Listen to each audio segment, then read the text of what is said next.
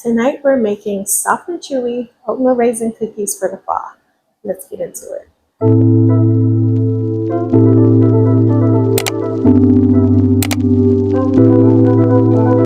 Hi, I'm Mercy. Welcome back to my channel. If you're new here, I'm a professional baker and I'm here to help you level up in the kitchen. Tonight we are making oatmeal raisin cookies, so let's wash our hands and get started. First things first, we want to set our oven to 350 degrees and line our sheets with parchment paper.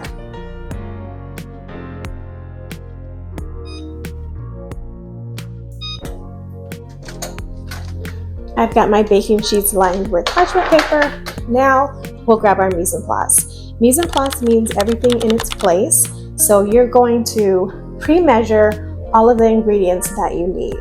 That way, when you start off, you're going to save time and you're not going to be searching around the kitchen for things when they can all be right in front of you. So make sure you pick up that tip. Let me grab my mise en place. All right, so here's my mise en place. Tonight for our oatmeal raisin cookies, we are going to need 1 cup of softened butter, unsalted, 1 cup of light brown sugar, packed, half a cup of granulated sugar, 2 large eggs, 1 tablespoon of vanilla,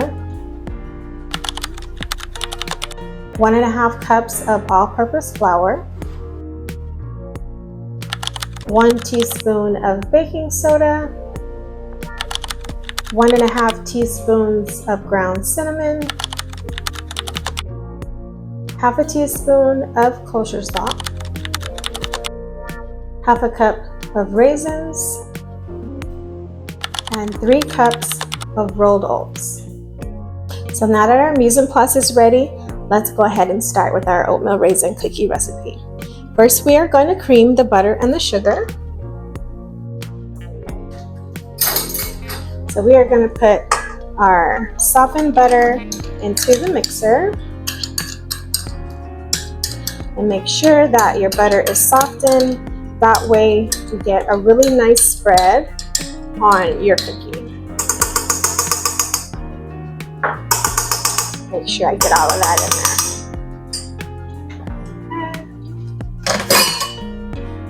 there. Next up, got my packed brown sugar.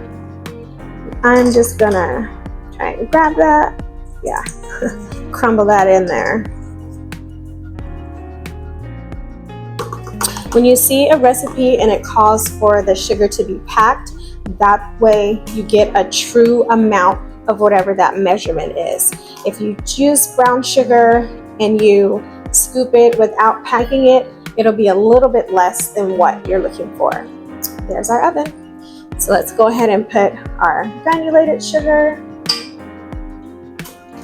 And now we're going to cream.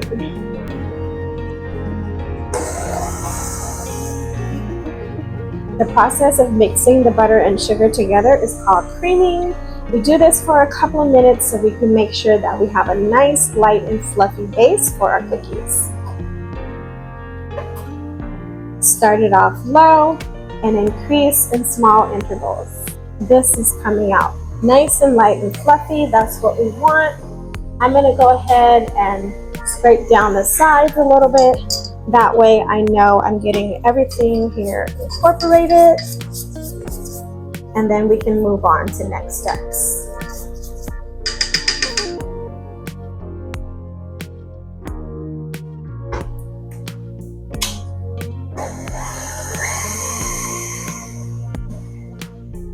So great, now that we've got that nice and light and fluffy, we are going to add in our eggs and our vanilla.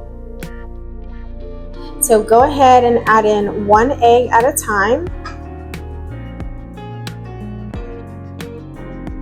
Let's get those yolks off of there. Get those whites off of there.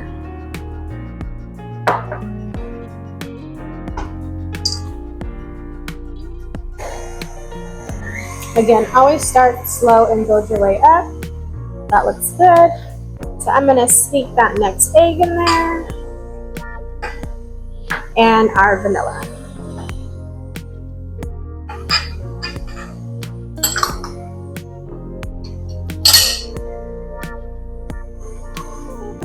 Beautiful. So next, we want to whisk our dry ingredients. You can do this step with a strainer, but I'll use a whisk for tonight. So we've got our all-purpose flour, got our baking soda, our cinnamon, and kosher salt. I like to bake with kosher salt because it brings out the brightness in the flavor. So we'll just grab a whisk and whisk all of that together. Again, you can do this step with a sifter, but I also like to do this with a whisk as well. You can see that it's nice and incorporated, and it's already starting to smell like cinnamon in here. Perfect for fall.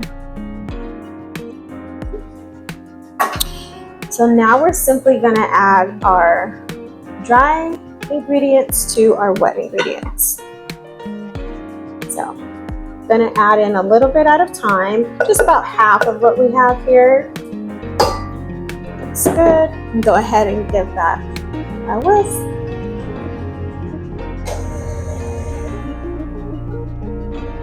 Again, starting low so that we don't bring the puff into our face.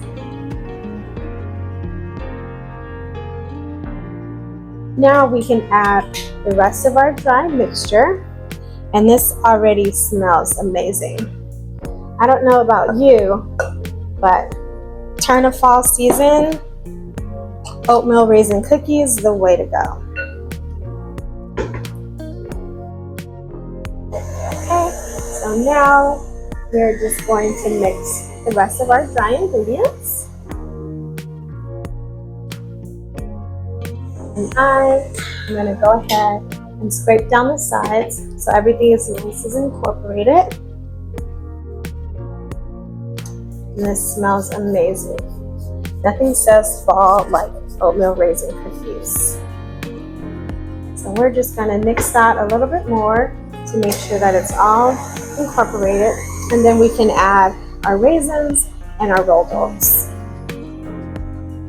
Okay. So that looks really good.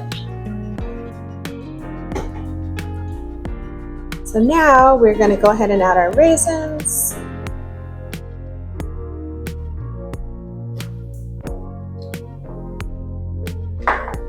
And all of our oats.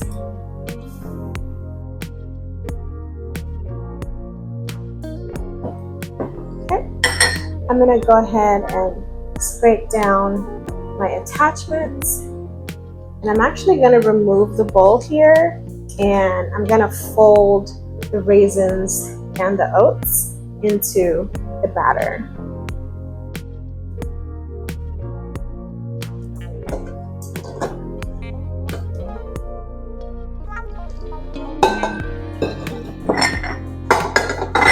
That way we don't make a mess. And the reason why I'm folding this in here is so that we don't bruise the raisins. We want them to be nice and full so that our cookies are nice, soft, and chewy. And fun fact with your raisins, you can soak them in warm water for about 10 minutes and drain them before putting your mise en place together, and they'll be nice and soft and chewy for your cookies. Okay, so that looks amazing.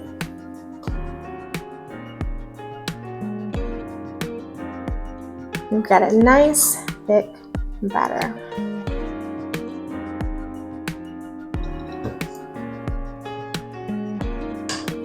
If you would like your batter to thicken, you can let it sit for about 30 minutes and the oats will start to develop, and that will thicken your dough.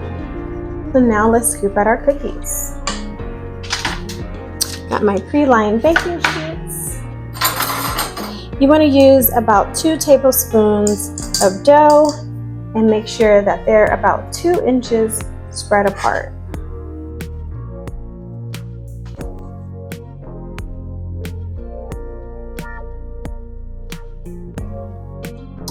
Love a good oatmeal raisin cookie, even with like a nice cup of hot tea.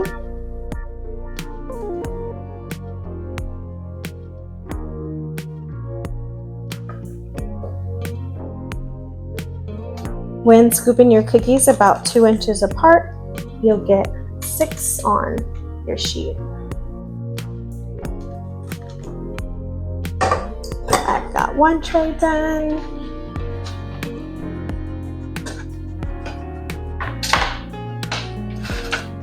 Now let's do our second.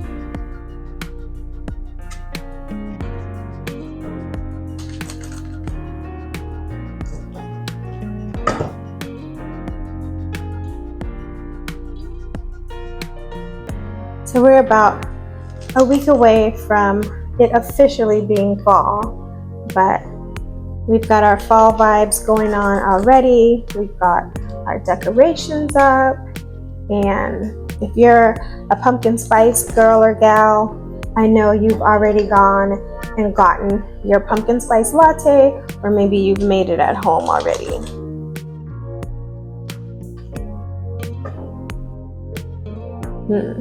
Beautiful.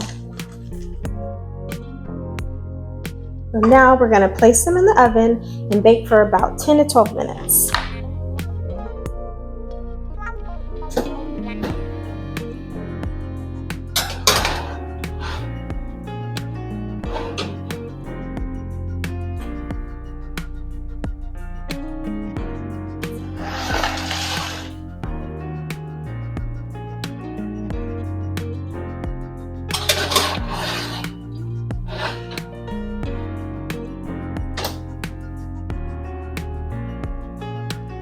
Those are going to be nice and yummy. Let's set our timer for 10 minutes and we can do some cleaning.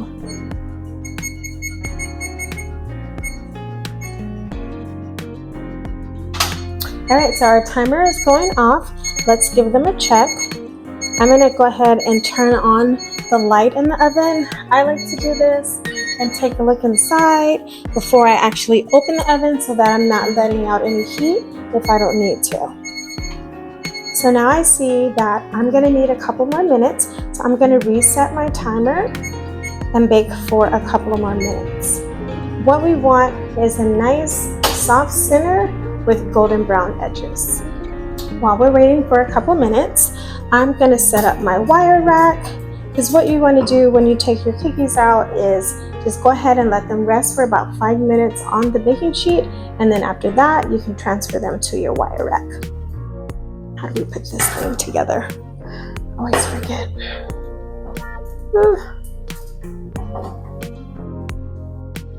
Oh, here we go.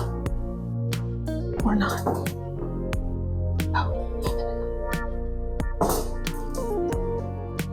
now that our 2 minutes is up, let's check our cookies and take them out. These look beautiful.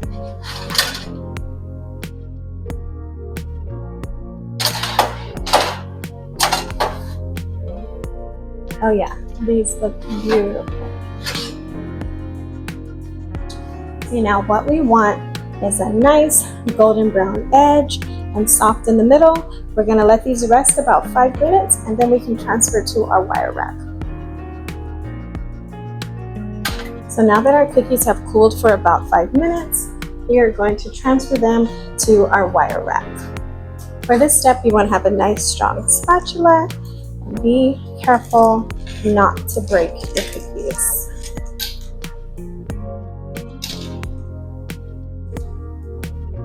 Beautiful.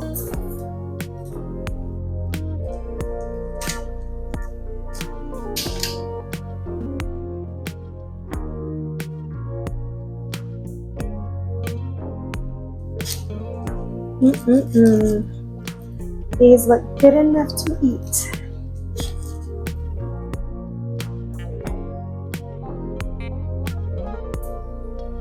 These look good enough to eat. Definitely ready to take a bite.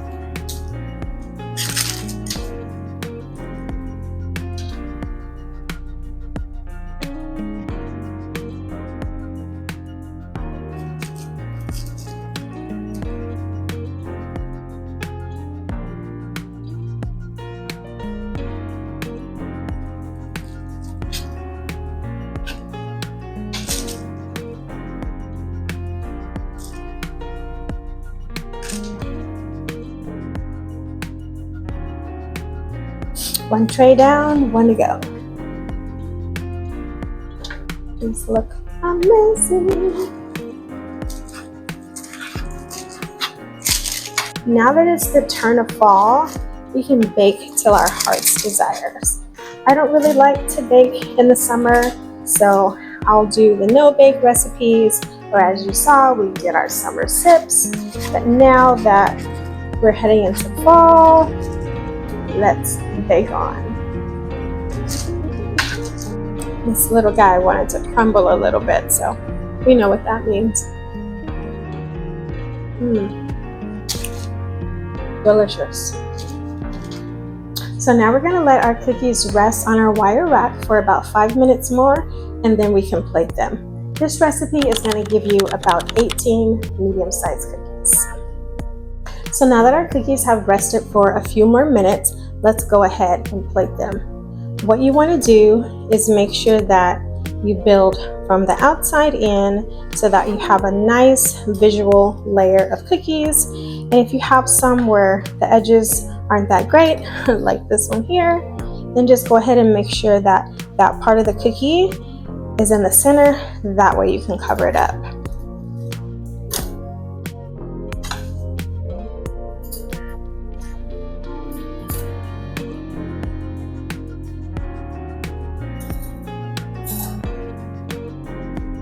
If you want to make them a little more fancy, you can add some almonds to this recipe, and that'll really take it up another notch.